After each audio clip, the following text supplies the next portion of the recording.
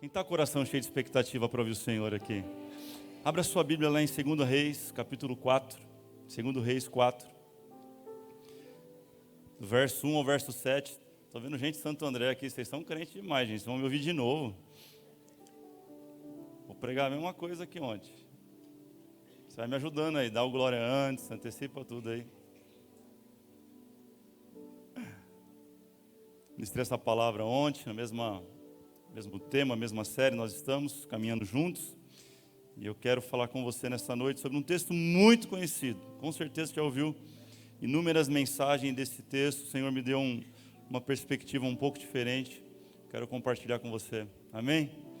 Olha o que diz, verso 1. Certo dia, a mulher de um dos discípulos dos profetas foi falar a Eliseu: teu servo, meu marido, morreu, e tu sabes que ele temia o Senhor. Mas agora veio um credor que está querendo levar meus 2 filhos como escravos. E Eliseu perguntou-lhe: como posso ajudá-la? Diga-me o que você tem em casa. E ela respondeu: tua serva não tem nada. Diga nada. Tua serva não tem nada além de uma vasilha de azeite. Então disse Eliseu: vá pedir emprestadas vasilhas a todos os vizinhos, mas peça muitas. Diga muitas. Verso 4, depois, entre em casa com seus filhos e feche a porta. Derrame daquele azeite em cada vasilha e vá separando as que for enchendo. Depois disso, ela foi embora. Fechou-se em casa com seus filhos e começou a encher as vasilhas que eles lhe traziam. Verso 6, quando todas as vasilhas estavam cheias, ela disse a um dos seus filhos: traga-me mais uma. Mas ele respondeu, o que ele disse? Já acabaram. Então o azeite parou de correr. 7 último. Ela foi e contou tudo ao homem de Deus, que lhe disse: vá, venda o azeite e pague suas dívidas, e você e seus filhos ainda poderão viver do que sobrar. Você crê que o Espírito Santo vai falar no teu coração nesta noite? Se você crê, então aplauda Ele com a melhor salva de palmas que você tiver neste lugar. Aleluia, Senhor, Tu és bom. Envia a Tua palavra, Pai, com poder e com glória. Espírito Santo, esteja à vontade para ministrar os nossos corações neste lugar. Aleluia. Gente, só para você entender um pouco o contexto que esse texto ele se encontra, quem é o rei aqui nesse momento é o rei chamado Jorão. Já ouviu falar de Jorão? Não é Chorão, cantor que morreu. É Jorão. E Jorão era filho de Acabe. Lembra do Acabe? O Acabe, a gente lembra dele, a gente lembra de maldade, lembra de um rei péssimo, um rei que cedeu à idolatria, um rei que permitiu que estabelecesse a idolatria entre o povo judeu, o povo de Deus. Ele foi um rei mau, um rei permissivo, um rei que não sustentou os valores de Deus. E Jorão, em vez de mudar a história, porque todos nós podemos mudar a nossa história, todos nós podemos vir de uma família falida, podemos vir de pais de casamento fracassado, mas nem por isso nós precisamos repetir as mesmas coisas. A Bíblia fala que não há maldição para aqueles que estão em Cristo Jesus. Você não é fruto do seu passado, você é fruto daquilo que Jesus fez por você na cruz. Você crê nisso? Então você não precisa repetir nenhuma história de seus pais. Apenas as boas. As ruins você anula e escreve uma história nova. Amém, gente? E Jorão não fez isso. Jorão, ele continuou aquilo que o pai dele fez. Ele continuou sendo um rei mau. Então essa história é de uma família que crê em Deus, que serve a Deus, mas que está vivendo num contexto totalmente idólatra. Isso é importante você entender. Por que é importante? Porque muitas vezes a gente acha que o fato de servir ao Senhor nos isenta de adversidades. Olha que loucura, justamente o problema foi bater na porta dos crentes. Os crentes da cidade, os cristãos, os evangélicos, a família que temia ao Senhor, começou a viver uma crise. Enquanto todo um reinado era idólatra, a crise bateu na porta de um cristão. Ei, escute isso, não é porque você serve ao Senhor que você está isento de passar qualquer problema. Servir ao Senhor não nos isenta disso. Fidelidade a Deus não é ausência de lutas. Fidelidade a Deus não é ausência de lutas, mas é a garantia de triunfar sobre as lutas.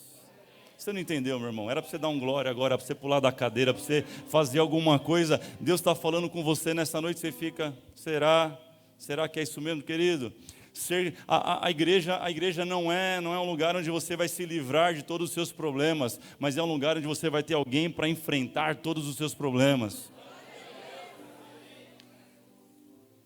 Aqui não tem mágico, aqui não tem ilusionista, aqui tem pastor, pastoras, para pregar o evangelho verdadeiro para você. Então, não ache que a vida é um mar de rosas. No mundo tereis aflições, Jesus disse, mas tem de bom ânimo, porque eu venci. Se eu venci, você vai vencer também em meu nome, amém, gente? O texto fala sobre isso. Uma outra coisa interessante é que Deus tinha dado livramento a Jorão através do profeta. Eliseu foi usado por Deus para livrar o reinado de Jorão dos moabitas. Sabia disso? Por mais que era um povo idólatra, a Bíblia fala que Deus deu livramento através de Eliseu à vida de Jorão e ao reinado. Então, o mesmo Deus que age pelo reinado é o mesmo Deus que age por uma família. Isso é incrível, porque o mesmo Deus que está falando com a igreja toda hoje aqui, além do véu São Bernardo, é o mesmo Deus que está falando com você no seu coração. O nosso Deus é o mesmo Deus que fala no macro, Ele fala no micro. É o mesmo Deus que age no todo, Ele age no pessoal e no particular. E Ele fez isso com essa família. Ele falou com Jorão, Ele abençoou o reinado, mas Ele também termina a história abençoando essa família. O nosso Deus é um Deus de grandes causas e um Deus também de pequenas causas. Deus não se esqueceu de você. Você pode dizer isso para alguém? Me ajuda a pregar, vamos lá. Fala com fé, meu irmão, senão a pessoa vai achar que esqueceu. Vamos lá. Esse capítulo 4, ele é cheio de contrastes. Esse é o primeiro que eu falei. O mesmo Deus que age numa nação é o mesmo Deus que nós lemos que agiu em uma família. Deus é o Deus da família. Um outro contraste poderoso nesse texto, se eu não me engano, a partir do verso 8, vai começar a história de uma sunamita. Lembra da sunamita? Lembra ou não lembra? Quem que é a sunamita? É aquela que o mesmo profeta passava todo dia em frente da casa dela, e ela entendeu de Deus de fazer um quarto para ele. E ela faz um quarto, coloca uma cadeira, uma cama, uma escrivaninha, para que o profeta pudesse repousar, lembra disso? E essa mulher tem condições, ela tem boas posses, ela não tem problema financeiro, só que ela tem um problema, ela não tem filhos. E quando o profeta pergunta, o que eu posso fazer por você? Você não tem filho, né? Ele ora, você sabe, ela tem um filho, o filho morre, ressuscita. E olha que contraste, enquanto a sunamita tem dinheiro e não tem filho, a viúva não tem dinheiro e tem 2 filhos. O que eu aprendo com isso? Eu aprendo que o problema do outro, por ser diferente, não é sinal que ele não tem problema. Todos nós temos problemas. Vou dizer uma coisa para você, pare de olhar para o problema do outro. Só porque ele é diferente de você, ele não é melhor nem pior que você. Só é diferente do seu. Talvez você está enfrentando uma crise financeira, o teu irmão está bem financeiramente. Deus está abençoando ele financeiramente. Talvez ao contrário, você está enfrentando uma crise no seu casamento, mas o casamento do outro está bem, mas não ache que a vida do outro é uma vida 100% ok. Pare de se comparar, pare de olhar para o outro e achar que você é pior que todo mundo. Você não é pior que todo mundo. Nós somos todos iguais perante o Senhor. Somos filhos amados e queridos dEle.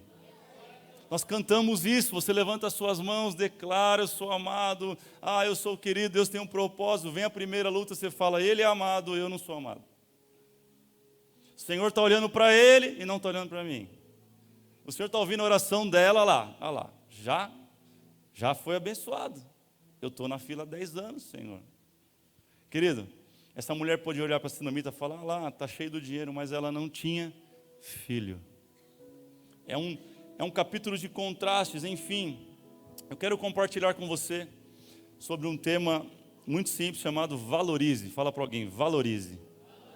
Essa mulher ela vai ensinar para a gente alguns princípios sobre valorização que vão mudar a tua história se você colocar em prática a partir de hoje. Quem quer aprender isso, diga amém. Então pega aí teu lápis, tua caneta, teu caderno, geralmente é o teu celular, mas pega alguma coisa para anotar. Anote isso que eu vou falar. Se a tua família tem enfrentado dificuldades, se você tem enfrentado problemas, eu vou falar. Mas deixa eu dizer uma coisa para você, antes de eu falar os problemas, a solução, eu quero te falar os problemas. Essa mulher tinha pelo menos 3 problemas. Quantos problemas? Quantos, gente? Número 1, ela tinha perdido o marido. Ela tinha o quê? Número 2, ela tinha que administrar uma dívida. O marido deixou? Número 3, ela está vivendo uma real ameaça. Qual que é a ameaça? Qual que é a ameaça? Perder os filhos. Então ela perdeu o marido, ela tem uma dívida. Número 2, uma dívida. Não sei se você sabe, mas o papel do marido é esse, é ser protetor e provedor. E o provedor e o protetor morreu. E deixou um carnê para ela pagar de 150 prestações. De alguma coisa que essa mulher comprou. Mas o responsável de pagar a conta, quem que era? Quem que é, gente? Vai, irmã, aproveita, é agora a hora. Essa é a função do marido, prover e proteger. E número 3, ela vive uma real ameaça, seus filhos estão para serem tomados. Mas como assim, pastor? É o inimigo que entrou? Não, a lei lá em Levíticos, ela dava essa legalidade. Quando você tinha uma dívida e você não pagava, se você tinha filhos, seus filhos eram tomados e trabalhavam como escravos por 7 anos até pagar a dívida. Aí quando vinha o ano do jubileu, eles podiam ser liberados. Existia uma legalidade na lei para que os filhos fossem tomados. Agora imagine a situação. O texto diz que esse marido, ele era aluno da escola de profetas de Eliseu, não diz isso? A mesma escola que Samuel fundou tempos atrás, Eliseu administrava essa escola, e esse homem de Deus, era aluno. Só que esse homem tinha um problema, e ele gerou 66% dos problemas dessa família. Morrer foi culpa dele, gente? Foi ou não? Claro que não. Ele não queria morrer. Agora, deixar a dívida foi culpa dele. Quem fez a dívida? Quem que é o provedor? Culpa dele. Levar os filhos, consequência da dívida. É culpa de quem? Culpa dele. 66% dessa família, o problema é por esse marido. Ele deixou dívidas naturalmente. Essa família não tinha como sair do buraco. Tinha? Eu falei naturalmente, e agora sobrenaturalmente. O que você está vivendo naturalmente não tem solução. Mas estamos aqui para declarar uma vida sobrenatural. Essa mulher vai compartilhar com a gente, querido, algumas coisas que vai te tirar do natural e vai te levar para o sobrenatural. Você crê nisso? Então anote, número um, o que ela fez? Ela valorizou as pessoas certas. Ela valorizou a pessoa certa. Essa mulher foi bater numa porta certeira, gente. Ela não foi bater na porta de um vizinho. Ela tinha vizinho ou não tinha? Um monte. Ela não foi bater na porta do vizinho, ela não foi bater na porta do juiz, ela não foi bater na porta de quem ela devia, ela foi bater na porta do profeta Eliseu. Essa pessoa, ela deu valor à pessoa certa. Aprenda uma coisa, vergonha não é pedir, vergonha é morrer calado. O problema é que a gente fala para todo mundo, mas não fala para a pessoa certa. Sabe por que a gente vive muito problema? Porque a gente não procura quem tem autoridade para resolver o nosso problema. Você está com problema com casamento e você está pedindo informação para quem está com a vida toda destruída.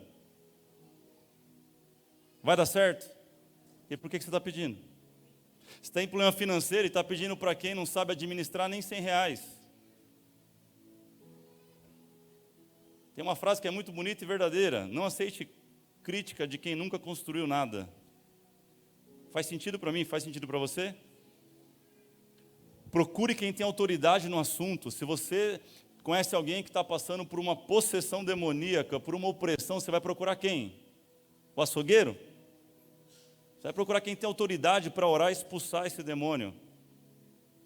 E por que a gente acaba procurando em lugares errados, pessoas erradas, e a gente não tem solução, querido? Comece a valorizar a pessoa certa. Eu venho aqui profetizar na tua vida que Deus vai começar a colocar pessoas certas no seu caminho para resolver a situação, resolver a demanda que você tem, o problema que você tem. Se você crê nisso, levante as suas mãos, querido.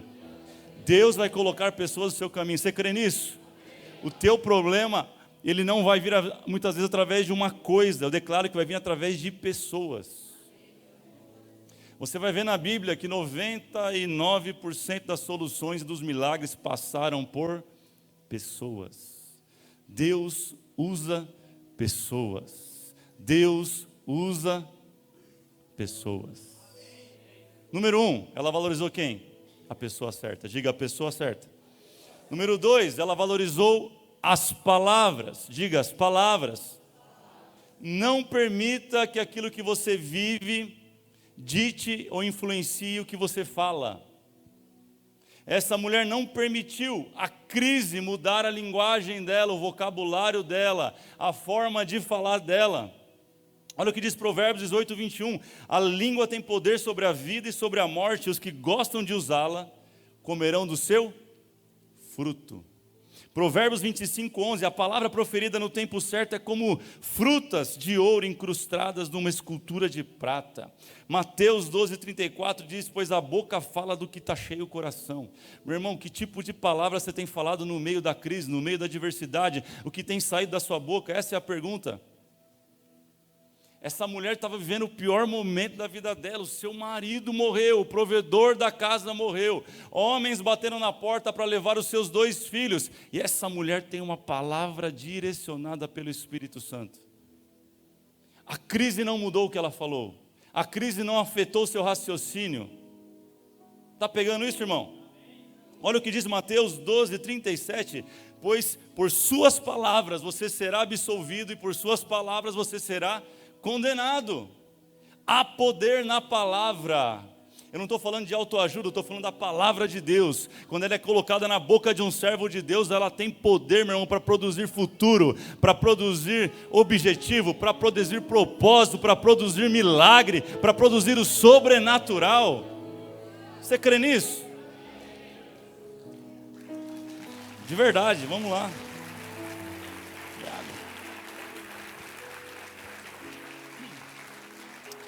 Essa mulher era sábia, meu irmão. Ela chega para o profeta Eliseu e sabe o que ela fala? Ela fala bem do marido. A primeira coisa que ela fala é o seguinte, presta atenção ali para cá. Teu servo, meu marido, morreu. Teu servo, meu marido, morreu. Teu servo, ela está dizendo o seguinte, ele não era qualquer um. Ele era alguém que servia você com excelência. Era alguém que tinha propósito de vida. Ele queria ser um profeta igual você, Eliseu. Teu servo, você conhece esse homem, você sabe do caráter dele, você atesta o caráter dele. O teu servo, meu marido, ela está dizendo, não é aquele, eu ia falar uma bobeira aqui, não é aquele Maria Mole, não é aquele bobão, não é aquele mau administrador, não, meu marido. Ela está dizendo, o homem da minha vida, o pai dos meus filhos, meu marido, morreu. Primeiro ela exalta as qualidades do marido para depois falar o problema. Você consegue perceber isso? Sabe, eu aprendo uma coisa poderosa, meu irmão. Num ambiente onde se valoriza as qualidades, Deus ele tem oportunidade de fazer o sobrenatural. A questão é que a gente abre a boca para maldizer primeiro. A gente faz igual Adão. O Senhor procura Adão, lembra no jardim? Adão, cadê você?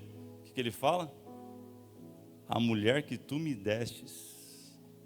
Se fosse hoje, fala assim, ó, o Senhor que fez, o problema é seu. Ele não tem nada a ver com isso. Era isso que ele está dizendo. A gente dá a sentença da nossa vida com a nossa palavra. Essa coisa, esse negócio agora, que é essa droga, e agora o que eu faço? Querido, você vai comer dos frutos da sua palavra.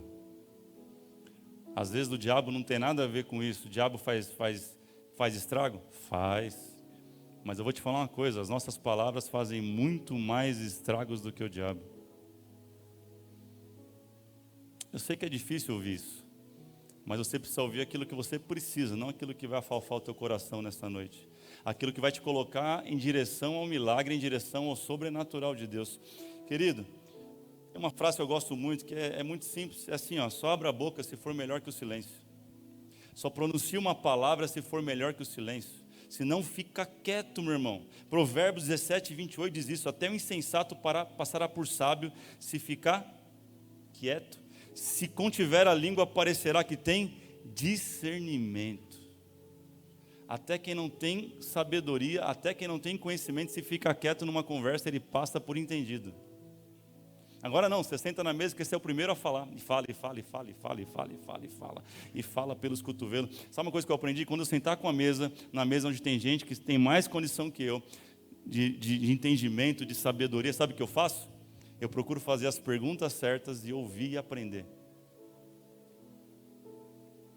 Você vai aprender muito mais ouvindo do que... Olha para alguém e vê se alguém aqui entrou nessa noite que tem 2 bocas e 1 orelha. Olha para o lado para ver se tem. Não é possível, deve ter. Eu daqui estou vendo pelo menos todo mundo com 2 orelhas e 1 boca. A nossa fisiologia, Deus já revela o que Ele espera de nós. Que a gente ouça muito mais do que a gente fala. Seja sábio. Use as palavras com sabedoria. Você pode falar isso para alguém? Use as palavras com sabedoria. Seja sábio. Fala para a pessoa. Se for esposa ou esposo, aproveita, irmão. Fala assim, é o pastor que está mandando. Não me culpe, não me julgue. Número 3. Número 1 que nós falamos, valorize a pessoa. Número 2, valorize as. Número 3, valorize o que você tem. Olhe para alguém e fala assim, ó, valorize o que você tem. Não, fala com vontade, valorize o que você tem.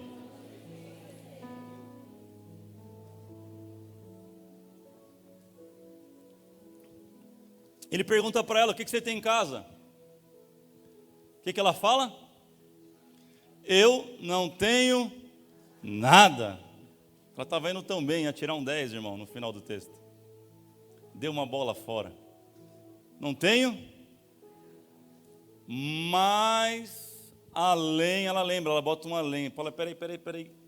Deixa eu corrigir, profeta. Eu não tenho nada além de uma botija de azeite. Querido, você tem algo precioso na sua vida. Pare com os aléns, com o senão, com a não ser. É aí que Deus trabalha.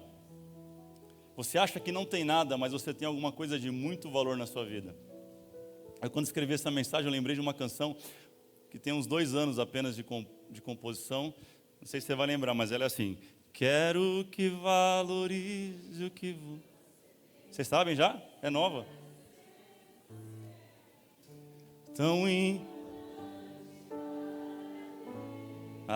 Vamos lá, canta. Pastor Ezra, ajuda aí.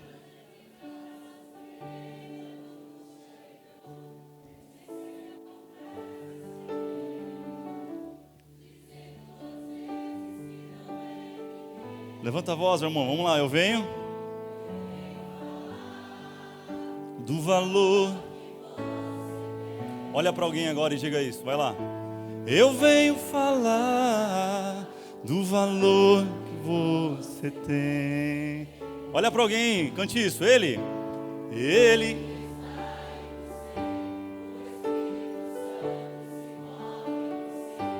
até com gemidos, vamos.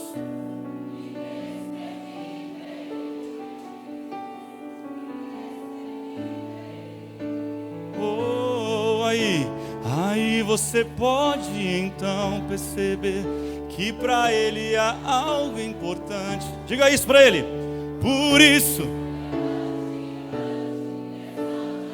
pega na mão da pessoa e diga isso, vamos lá. Você tem um valor. Mais uma vez, diga.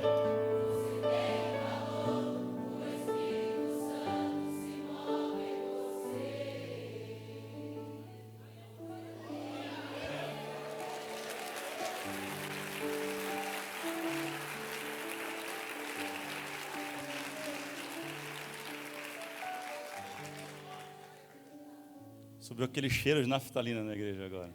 Quem sentiu? Mas tem canções que marcaram a nossa vida.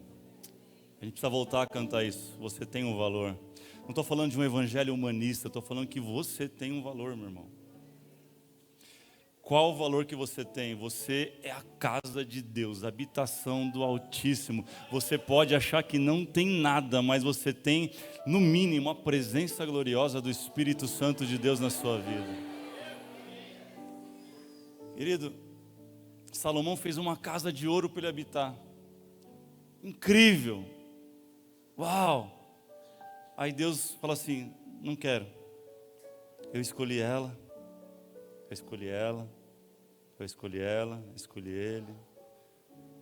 Eu abro mão de todo o ouro, de toda a glória para habitar no coração, dentro do ser humano. E aí você fala, eu não tenho valor, eu não tenho nada. Claro que você tem muito, meu irmão.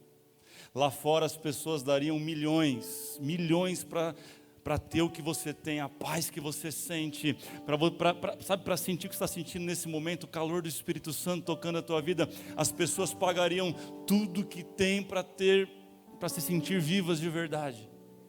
Você tem valor, você tem muito valor. Aquela mulher fala, não tenho nada, ela se lembra além de uma botija de azeite. Se você ler rápido e não prestar atenção, você acha que esse azeite aqui é um azeite comum, mas é óbvio que não é comum. Quando se espreme azeitona, se tem pelo menos 3 tipos de azeite. Quantos tipos? O azeite mais puro, o azeite mais valioso, mais caro, é o que sai primeiro, é o azeite que é usado para unção. Diga unção. O segundo azeite, depois que tirou o puro da unção, eles usam para poder fazer combustível. Não sei se você sabe, não tinha luz elétrica lá, mas eram usadas lamparinas com azeite. E o terceiro azeite, o mais barato, que achava em qualquer lugar, e não era desse azeite que a gente está falando, é um azeite de comida. Você acha que 2 latinhas de óleo vai resolver teu problema, irmão? Você acha? Se fosse de comida, você acha que ia pagar a dívida de 2 filhos? De qual azeite a gente está falando no texto? Qual azeite? Qual azeite? Da unção. Aquela mulher se esqueceu de algo precioso que ela tinha dentro da casa dela. A crise faz isso. A adversidade faz a gente deixar de olhar para aquilo que a gente tem de mais valoroso, para olhar para aquilo que é só o problema. Deus te trouxe nessa noite para lembrar daquilo que tem valor na sua casa. Deus está aqui para você valorizar hoje o seu casamento, a sua esposa, o seu esposo, como você não estava valorizando. Valorize a sua esposa, ela é a pessoa que Deus te deu, meu irmão. Valorize o seu esposo, minha irmã. Deus que te deu, nada paga isso. Não tem dinheiro que compra um marido que você tem, uma esposa que você tem. Não tem dinheiro que compra os filhos que você tem. Quem aqui tem filhos? Como é que você não tem nada? Aquela mulher tinha seus 2 filhos e ela tinha algo de precioso, uma botija de azeite puro, um azeite precioso, um azeite puro. Era tanto dinheiro que tinha ali que o profeta falou para ela, pega esse azeite, entra na sua casa, pede vasilhas, joga esse azeite lá e vai encher, e o milagre vai acontecer. Depois você me conta o que aconteceu. E o texto diz que ela vendeu, ela pagou dívida e ela teve um futuro incrível, sim ou não? Era precioso. Você tem a unção do Espírito Santo sobre a tua vida, meu irmão, é precioso. Sabe, Davi falou isso, Senhor, não retires de mim o teu Espírito. Sabe, Moisés falou isso, Deus, eu não quero subir na terra, eu não quero entrar na terra se o Senhor não for comigo. Não tem nada mais precioso do que a presença dEle. Davi disse, Senhor, mais vale um dia nos teus átrios, mais vale uma conversa com o Senhor do que 1000 anos em qualquer outro lugar. Não tem nada mais precioso do que a presença dEle. Valorize a presença dEle na sua vida todos os dias. Quem me entende, diga amém. Número 4 e último. Ela valorizou os bons relacionamentos. Diga para alguém, valorize os bons relacionamentos. E os ruins? Os ruins não sei, mas valorize os bons. Como você sabe que ela valorizava, pastor, os bons relacionamentos? Não sei se você sabe, mas naquela época não tinha geladeira. Sabe essa geladeira bonita que você tem? 2 portas, que sai água gelada, que faz gelo? Sabe? Não tinha. Sabe onde eles guardavam os alimentos? Sabe onde? nas vasilhas. A vasilha era algo precioso. A vasilha não se emprestava para qualquer um. É igual hoje, as irmãs têm Tupperware. Deixa eu explicar para os maridos o que é Tupperware. É aquele negócio que as irmãs emprestam e nunca volta. Deveria voltar com uma comida, né, irmão? É assim que diria o bom costume, mas nunca volta. Você põe nome, você escreve, a pessoa tira o nome e usa, fala, é meu, está aqui, já era. Não devolvo mais, gostei. Era tipo Tupperware na época. Tinha valor, irmão. Não se emprestava para qualquer um. Sabe por que aquela mulher pôde bater nas portas do vizinho e eles cederam vasilhas para ela? Porque ela valorizava os relacionamentos que ela tinha. Você tem valorizado as pessoas que estão à sua volta? Você tem valorizado os relacionamentos que Deus tem colocado na tua vida? O milagre só foi possível porque haviam pessoas para ajudá-la no milagre. Valorize, relacionamento bom custa caro, custa tempo, você tem que levar para jantar, tem que ir na sua casa, tem que ir na casa dele, tem que se encontrar, tem que falar no telefone. Relacionamento bom custa dinheiro e tempo. Custa ou não custa, meu irmão? Se não está custando é porque não vale nada o relacionamento. Porque se vale, você paga. Paga ou não paga? Se eu falar para você assim, alguém está com problema financeiro aqui, tem uma pessoa ali que pode resolver o teu problema agora. Só que você precisa pegar seu carro, andar 2 horas e vai ter que entrar num lugar que custa R$150 a cabeça para encontrar essa pessoa. Você não faria esse esforço? Bons relacionamentos, boas conexões, custam. Essa mulher soube valorizar. O problema é que a gente está valorizando quem não deveria e desvalorizando quem deveria. Essa mulher soube valorizar os relacionamentos certos.